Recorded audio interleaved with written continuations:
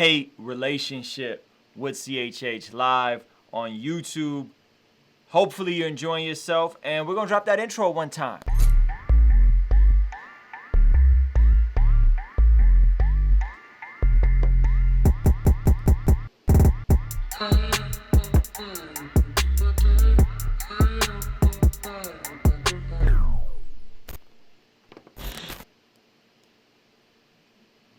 Hey, what's going on, you guys? My name is Ruslan. I am a hip-hop artist, creative entrepreneur. Most of you guys know me if you're on this channel, if you're tuning in to this stream. Probably were familiar with who I am. Yesterday, I put out a video called My Love and Hate Relationship, my tumultuous love and hate relationship with CHH. And it got some good response, got some good dialogue going. And so I am back for part 2. To kind of share my heart, elaborate a little bit more, reflect on some of the different things that I've been thinking about, considering, reflecting on. And so I'm actually live right now on YouTube. I'm keeping an eye on the stream with all the people. And so I'm going to be doing some Q&A here in a second. And just in general, like if you're live right now, let me know where you're watching this from. I see my man Gavin, a hot rod in the stream, all that kind of stuff. Good people here. So if you're live, let me know where you're watching this from. I actually do care and want to hear from you guys. And if you're watching the replay of this, it's all good. We're gonna talk, chop it up in the comment section. All that stuff is worth it. So yesterday I did a video, my love and hate relationship with CHH. CHH is what I consider the community known as Christian hip hop.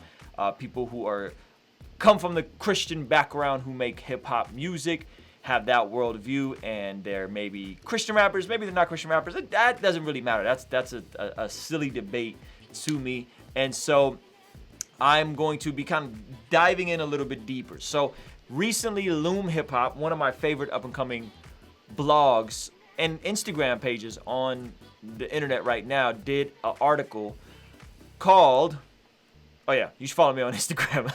the perks of being live. Ruslan KD on Instagram. You could check this. You could check Loom Hip Hop out on Instagram. They did an article called The New OGs of CHH. And this sparked an entire chain of events in my brain.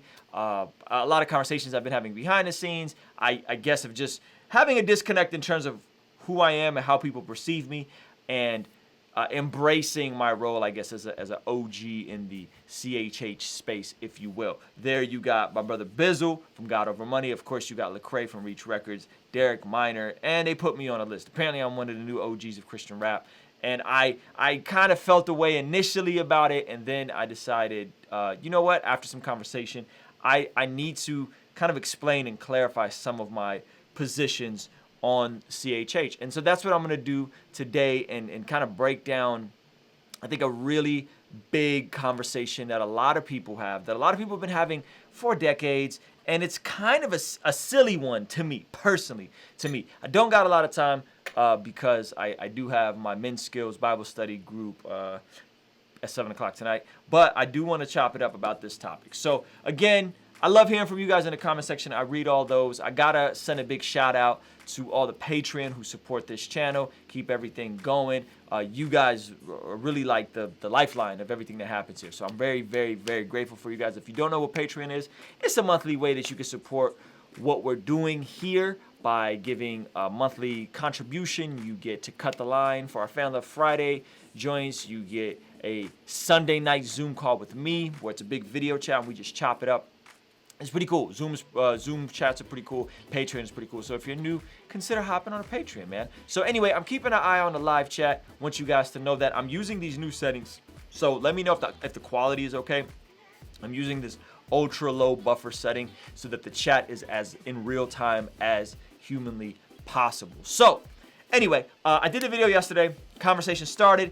My basic thing about the video yesterday was it was quite simple that I gave my history with Christian hip hop, and it was quite simple that I think sometimes the fans and people tend to major in the minors. They tend to major in the minors, and I think that kind of stirs up unnecessary conflict, and people are obviously going to talk about language and all that kind of stuff. That's not what we're going to talk about on this chat. What we're going to talk about on this chat is I'm going to kind of dig a little deeper, and I'm going to kind of get to a very personal spot, I think, for a lot of us, and for me as well. And it has a lot to do with how we were brought up. It has a lot to do with how we view people, how we view ourselves. It's really an indication of how we view ourselves. And I'll give you guys, so we were back and forth. I posted the video on YouTube.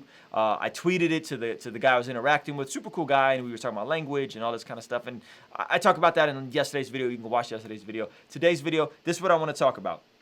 The response that I got was, well, what about artists in CHH who want to go mainstream or want to hold a non-Christian audience? You know, when Reach was attempting to go mainstream, or did go mainstream, really, like I think Lecrae and Andy are legitimate mainstream artists at this point. They had a crossover strategy and a crossover appeal, and they wanted to impact those outside of just the Christian CCM or the Christian hip hop subgenre, and that created a lot of conflict because now it was we're not Christian hip hop, we're rappers who are Christian. My faith is not a genre. That whole thing, right? And that made a lot of people upset. And this isn't so much about Reach because I think they've done a great job, and I think they've kind of apologized for a lot of the things they may have missaid in that time. Andy Mineo was just on Track Stars and said, man, I wish I hadn't said some of that stuff regarding the community, in terms of it being corny, that kind of stuff. So go watch his Track Stars interview. That's not what we're going to talk about. We're not talking about Reach. We're not going to talk about that. We're going to talk about this idea. It's not the Christian rapper versus rapper that's Christian. We're not going to talk about that either. We're going to talk about this idea. I'm going to pull up the tweet, and I'm going to kind of unpack this a little bit. So how does being accepted by the mainstream add or take away from the artist? And he says not here to start beef, right? So we're talking going back and forth. How does being accepted, how does CHH artists, those who come from a Christian background, maybe they don't brand themselves as Christian rappers, like myself, I do not brand myself as a Christian rapper, but how does them desiring to be a part of the mainstream audience take away from the artist? Good question. Great question. And he had to chime in that I'm not here to start beef. And my response was this. My response is quite simple. It's this. It's if you are creating a product and you know you have an amazing product, why would you not want as many people reached by that product as humanly possible? Why would you not want to impact people both from an economic standpoint so that, yes, you can make more money, but also if you actually believe this product is the best product on the market and has something that's going to help people's lives, why would you not want to reach that? Why would you not want that to escape and go beyond your niche? Why would you not want that? That is my question. And so I think this really comes full circle versus the ministry versus industry conversation, which I think is silly. I think that's sillier than a Christian rapper than a rapper that's a Christian. Listen. We have to stop viewing money as evil, okay? The word says, for the love of money is a root to all kinds of evil. For the love of money is a root to all kinds of evil. We tend to just think that anybody who's ambitious to build a comfortable living, to build wealth, to build businesses, is instantly desiring evil. Now, are there artists, and have there been CHH artists or major labels that have came in who are here just to monetize, here just to finesse, here just to make money? Yes, absolutely. And are there people that seek celebrity for the sake of celebrity? Yes, there are. And that's not smart. Desiring to be rich for the sake of being rich is dumb. And it's going to lead you in some terrible positions in life. Desiring fame and celebrity for the sake of fame and celebrity is not wise. It's not smart. And I think, but what I'm not talking about is those two things. There are people that do that, but I think it's the CHH's fans' kind of audacious position to assume that anyone who's desiring to reach people who are far from God, who are outside of the CHH demographic, instantly have a motive for being rich and famous. That has to be their driving force, right? Well, why else would they want to be mainstream? Why else would they want to be mainstream? They want to be mainstream because they want to be rich and famous. How do you know? How do you know what people do or don't? Because now you're a mind reader and you're a heart reader. And that is one of the things I do not like, and may I jump as far as to say is hate. Wouldn't say this is even exclusive to CHH, but I think this is the human desire. Like, not the human desire, the human position is we want everybody to judge our intent, but we don't. But we want to judge other people by how their actions look, by our perception of them. So we want everybody to judge our intent and what is my heart in the matter, and but then we want to turn around and we want to judge people based on how they look, and instead of giving them the benefit of the doubt, instead of saying, man, so and so wants to go mainstream, that's awesome. He wants to reach more people far from God, and he wants to build some businesses and create some generational wealth and help create economic opportunity for people. We default to, well, they want to sell out, they want to be famous, they want to be celebrities. That's the default position of our heart. And that, my friends, is not healthy. And I think it's because we secretly have a really toxic relationship with money. We read a lot of the scriptures in the New Testament. We read them out of context. We personify suffering in a way that isn't in our context of our modern day 2019, 2020 era that we live in, where, you know, if you're of able body or of sound mind, I don't think that you should be irresponsible with your lifestyle. You know what I mean? And so we're gonna talk about this kind of stuff. If you guys are okay, so if you're Triv in the comment section, I'm gonna go ahead and just put you in timeout because that's what I do. This is ultimately my thing, right? And so I think the fact that some of you guys believe this, and I could even just tell, I'm not even gonna acknowledge it too much, but the fact that some of you guys believe this toxic, disgusting doctrine that you need to be poor, that you need to be irresponsible. Okay, the New Testament says that those who do not provide for the needs of their immediate family are worse than non-believers. That means that if you're professing to be a Christian, yet you're irresponsible in your finances, you're not even taking care of your own family, that the actual word is infidel, right? That you're worse than an infidel. That's not my opinion. So you're looking at CHH artists, or okay, let's take it a step further. You're looking at ministers, you're looking at pastors, and you want them to be broke? You want them to be poor? You want them to suffer for the gospel because you have a weird, toxic view of money and you don't understand what it's like to work and earn money and provide, and also how to build wealth so that you can pass on an inheritance to your children's children, which is also in the word.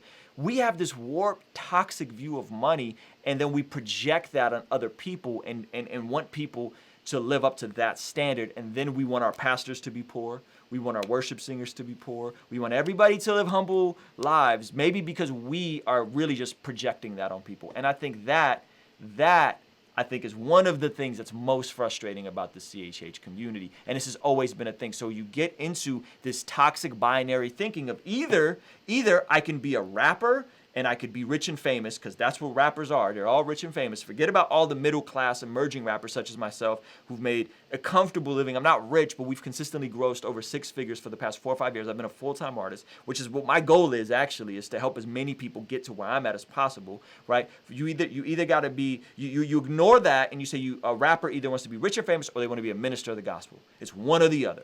So what about artists that are going mainstream? Well, they have to want to be rich and famous. They're terrible people.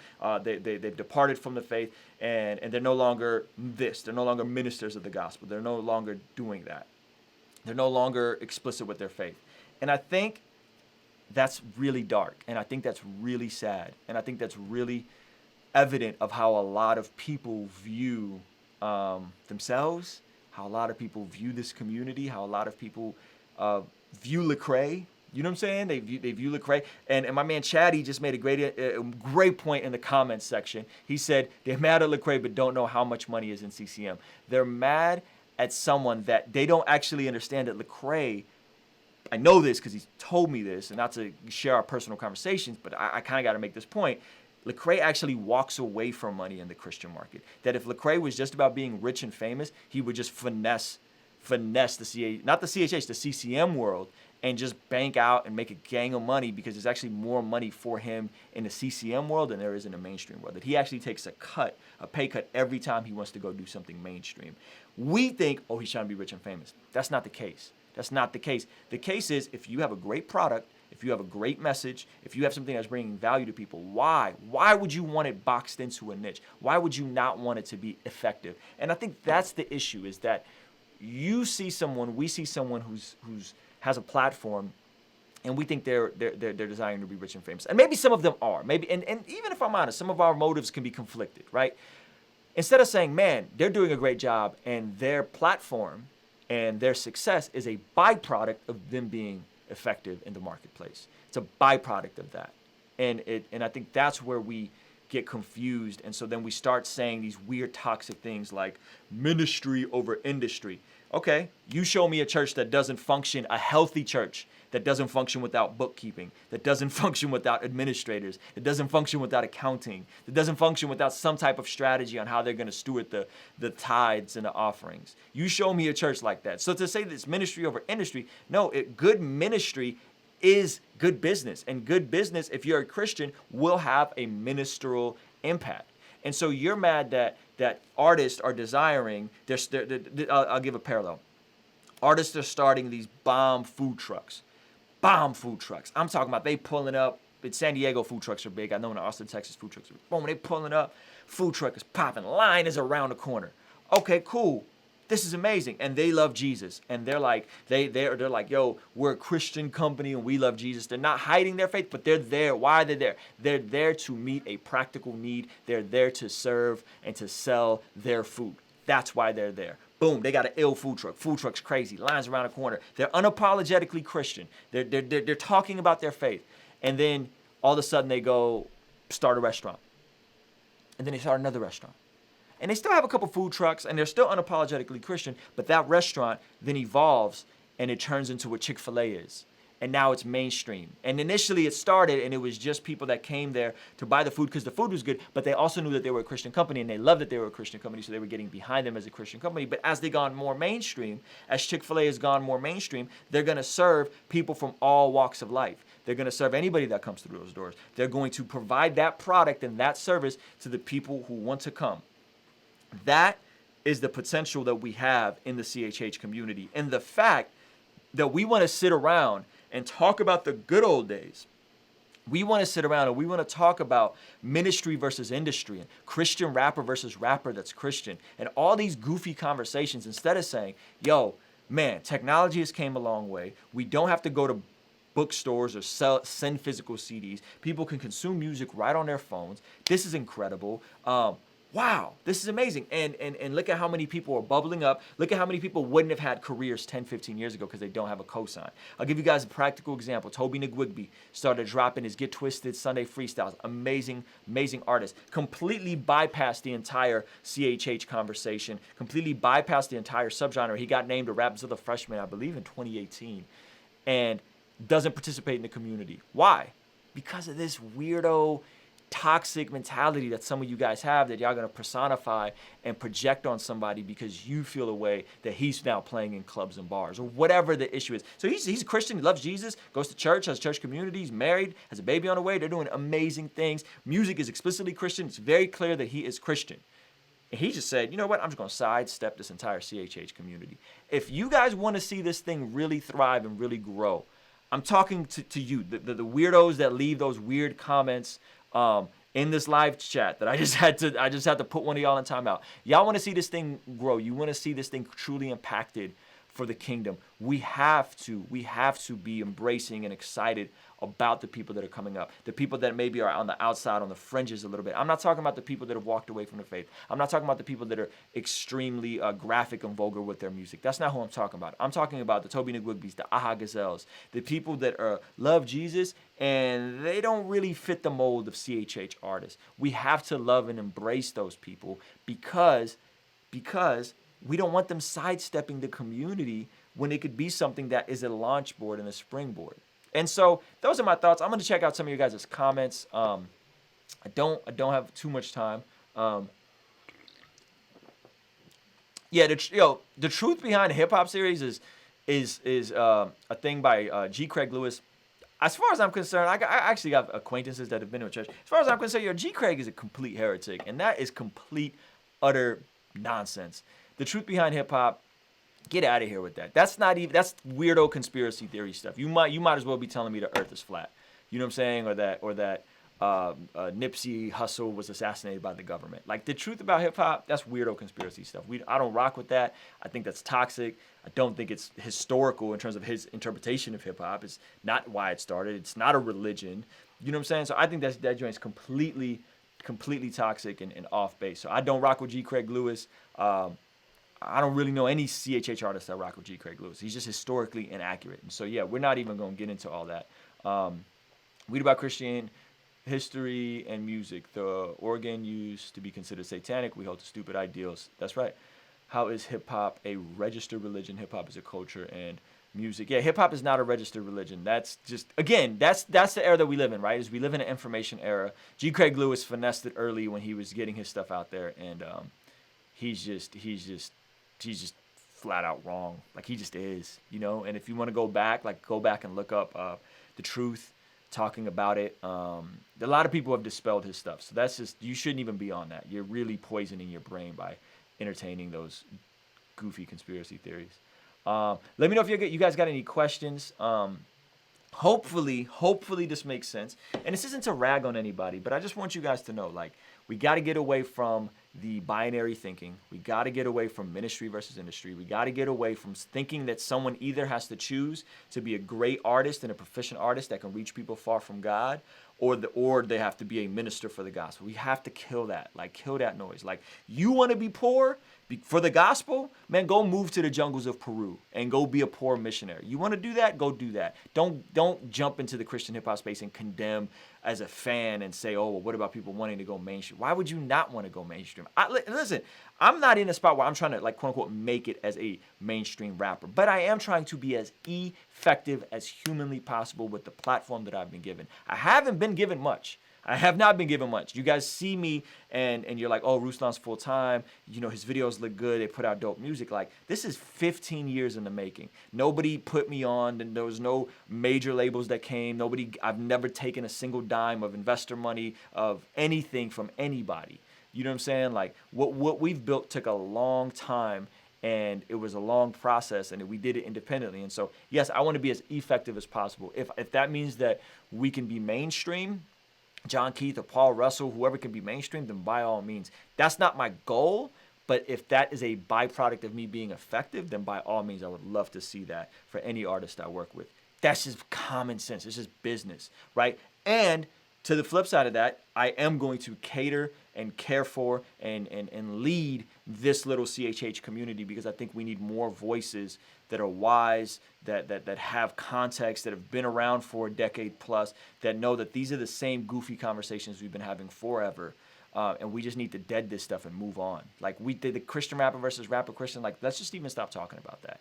You know what I'm saying? Like, clearly CHH is an amazing community. Everybody agrees on that. Let's build on that. Whether it's a genre or whatever, I don't really care to talk about that. You know what I'm saying? Like, whatever. Like, it is. Whatever you want it to be, it is that. You know what I'm saying? But let's not make artists feel like they have to be one or the other. You're either going mainstream and you're selling out, or you are a minister, a pure minister of the gospel. You know what I'm saying? I blocked you because you're a weirdo, probably. So no weirdos on the chat, and I will block you again. Someone out of timeout. Yeah, should we put him back in timeout? Are you wearing one of the Paul Russell hoodies? I am. Thank you for asking. Yes, once in a dry season, Paul Russell. Very dope.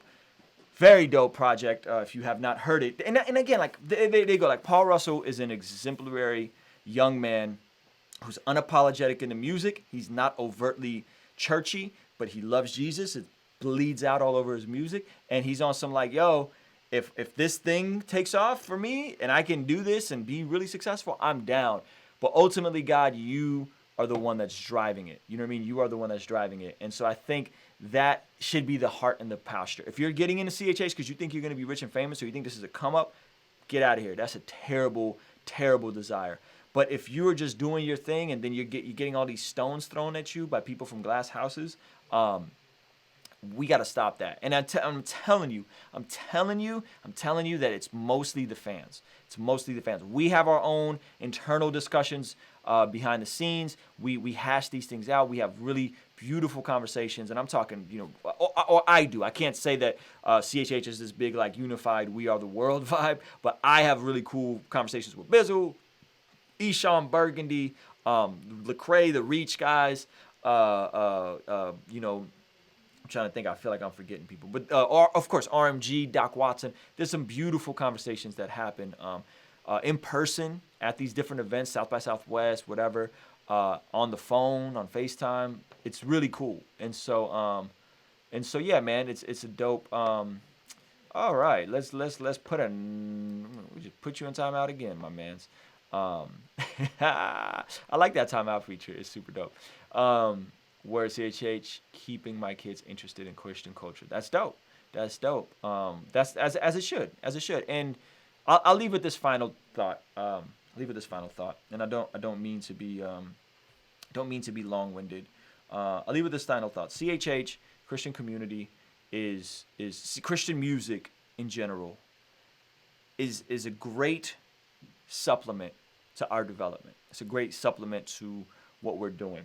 It's awesome, right? The fact that your kids can listen to my music, and I'm conscious of that, right? I used to be more on the fringes with Do For One and different records. I'm more conscious that, like, I have a young audience. I want to be aware of what people were expecting. And so I say that to say this. I go to the gym, I work out, I get up early in the morning. I'm going on this whole fitness journey. I have specific goals in that. It's really therapeutic for me.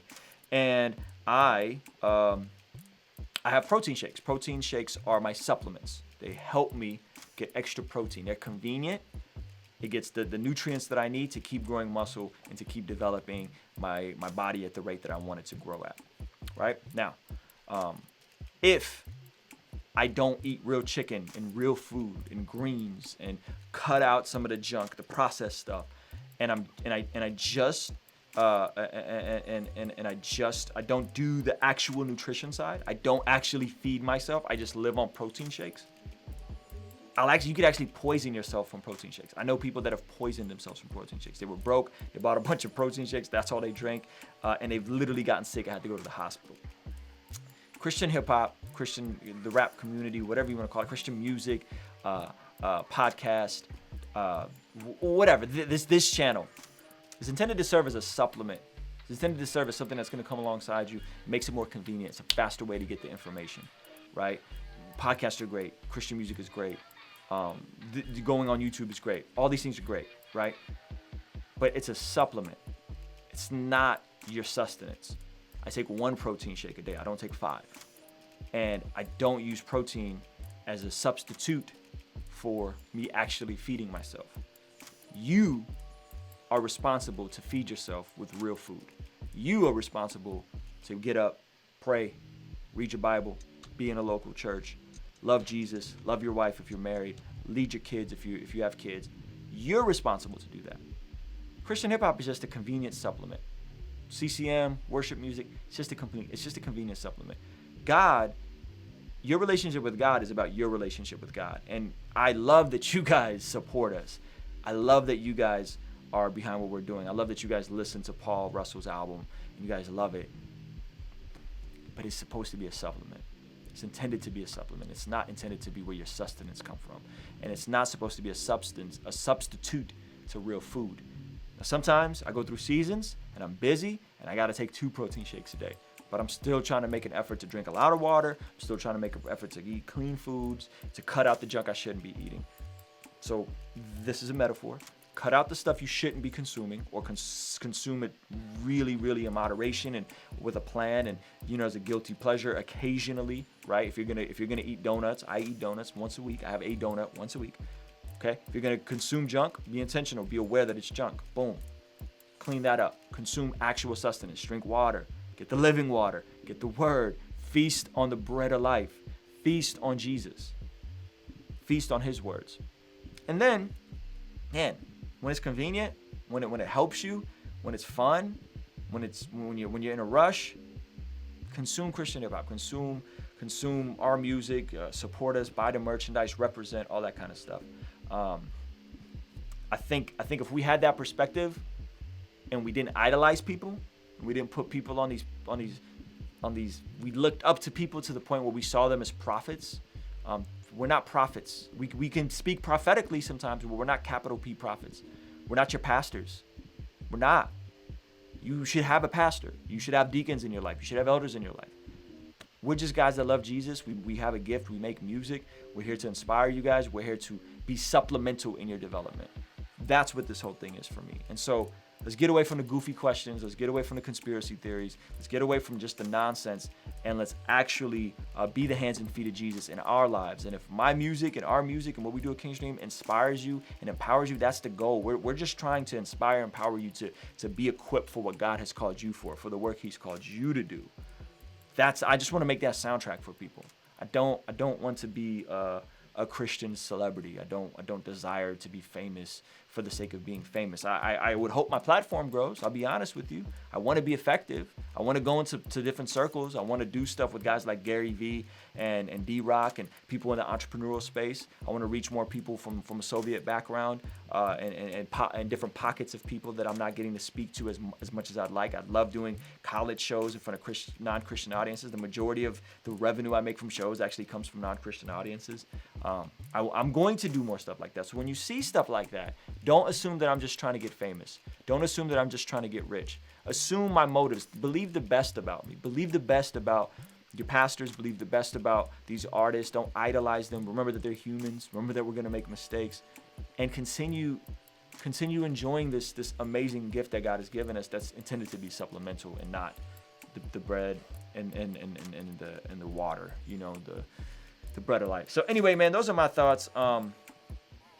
I want to hear from you guys. Thank you guys, everybody that hopped in for the discussion live. I appreciate you guys. Those of you guys in the comments section and in the live, let me know what y'all think, man. Where you guys at? Did this make sense? Hey, just so you know, any weirdo, goofy comments, any conspiracy theories, I'm probably going to just delete you and block you. So this is the new golden era. That's right. 1Z, I think that's how you said it, 1X.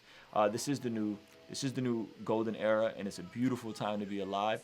And I hope that you guys enjoy the present and don't get so caught up with assuming people's motives and assuming people's heart. This is a dope time for Christian hip hop. It's a dope time for everything that's happening, man. So I just know I appreciate you guys' support, man. I love this community. I love all you guys.